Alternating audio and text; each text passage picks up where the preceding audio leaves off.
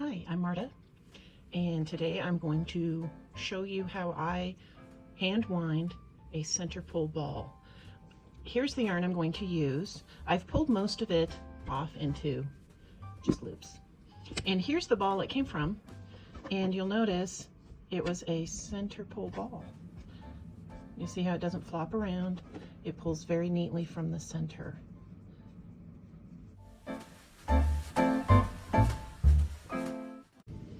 Okay, so here's the end and here's my pile of yarn. All right, there are a couple important things to remember if you want to wind a ball with a center pull. The first one is you've got to secure the end somehow. Sometimes I tuck it under my armpit like this, right? But it's firm. Sometimes you can put it under something. Here's the corner of my box. Such fancy equipment. And that would work.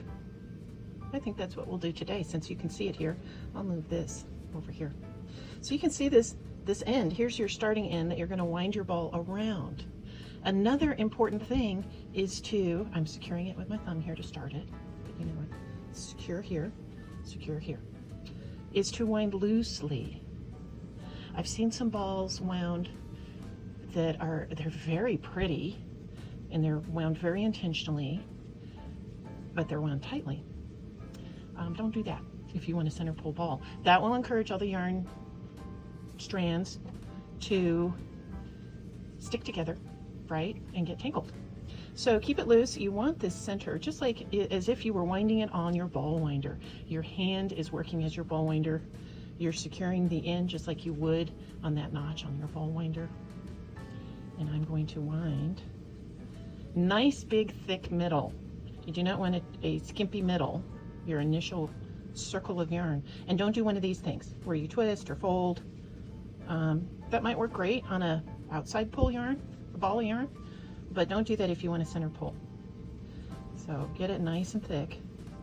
So it's almost kind of, whoops, a little tangle. We don't want that. Nice and thick. And I'm going to wind this entire ball up again so you can see how it works. Okay, there I have a nice big center circle of yarn. I'm going to keep my yarn here secured. I'm going to put this in my palm, hold it down, and make sure, this is important, as you continue to wind layers, have your fingers around your ball. Again, looser is better. And the yarn is coming out between my fingers to secure it, but loose, right? Nice loose circle of yarn going in the opposite direction from your initial circle of yarn.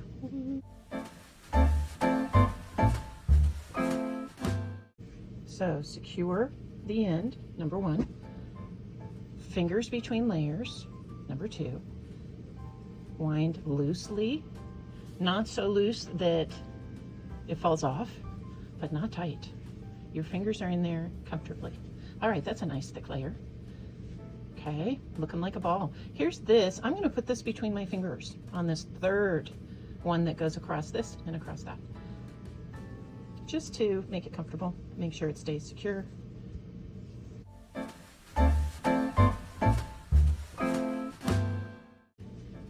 think we'll have one more. I slide my fingers out. There's this time I'm going to have it go this way. It's like,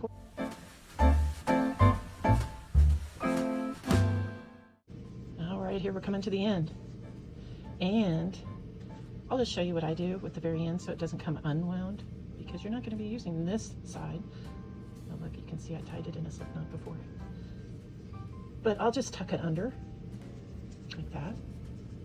Sometimes you need that end, so I'm going to just tuck it so it's safely out of the way. All right, so how does this thing work? Watch, here we go. Here's the end, and it just pulls out. How nice is that? Very easily, not tight. And it will continue. It will get a little, less full as you work it. I find that it actually tends to collapse in on itself less than the machine ball winders. I don't know. Let me know if that's your experience if you try this.